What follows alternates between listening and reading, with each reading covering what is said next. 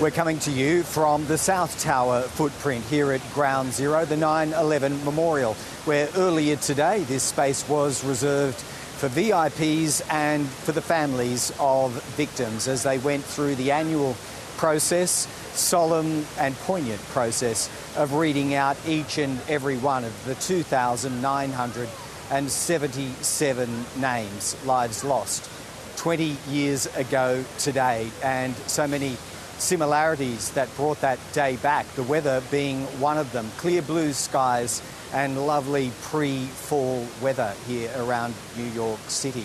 But there was a striking change, perhaps in emphasis this year, woven into the design of this, the biggest memorial service of the three official locations, that being generational change. So as those names were read out, more often than not, there was an older generation and a younger generation doing those honours this time around, almost a passing of the baton from those who were old enough to have known the victims to those who weren't even born when these uncles, aunts or grandparents in some cases died tragically on 9/11. But here they are 20 years later, doing their bit to carry forward the tradition of a very powerful anniversary in American life. That sat at the absolute core of everything that happened here just a few hours ago. Why don't we try and capture some of the mood of that and the remarks that they offered impromptu after they read out their subset of names. Joseph Rena Jr. And my uncle, James Francis Quinn. Joe, we love and miss you more than you could ever imagine. Our son is the spitting image of you. He lights up my world every day. I see you in everything that he does, and I know that you see us because I feel you. Vladimir Savinkin. Vladik, we all love and miss you so much. Thank you for answering our prayers and showing us that you're always with us.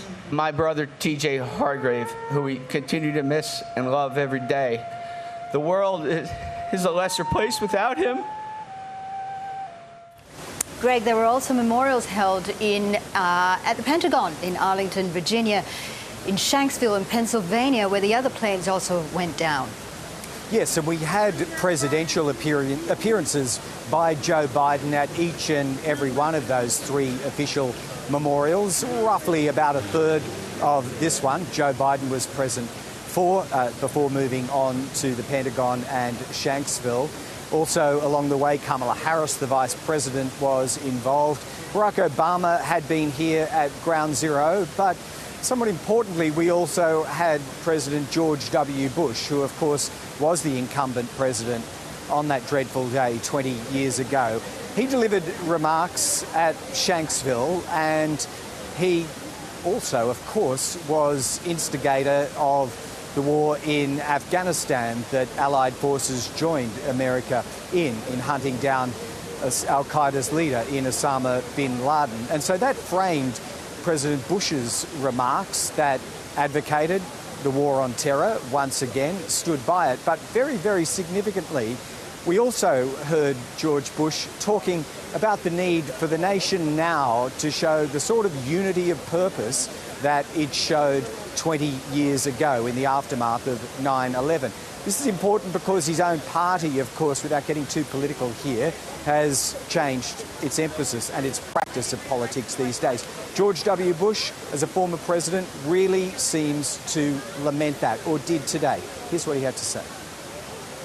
In the weeks and months following the 9/11 attacks, I was proud to lead an amazing, resilient, united people. When it comes to the unity of America, those days seem distant from our own. On America's day of trial and grief, I saw millions of people instinctively grab for a neighbor's hand and rally to the cause of one another. That is the America I know. Okay, so just to square the circle on what George W. Bush had to say today, that theme is absolutely picked up by the incumbent present president in Joe Biden. He's made all sorts of remarks about the American character, the importance of this day. Of course he would.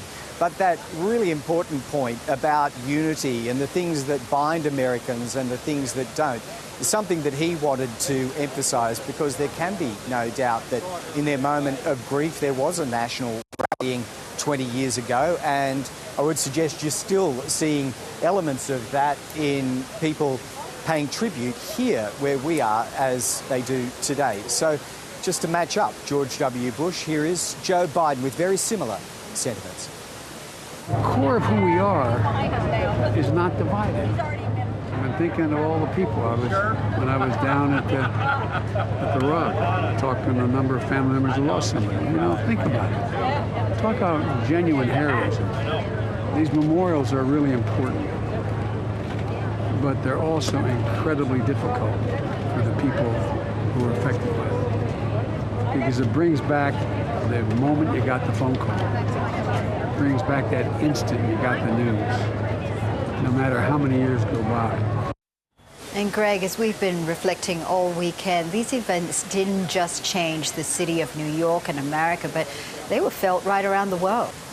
Count the ways, so many of them.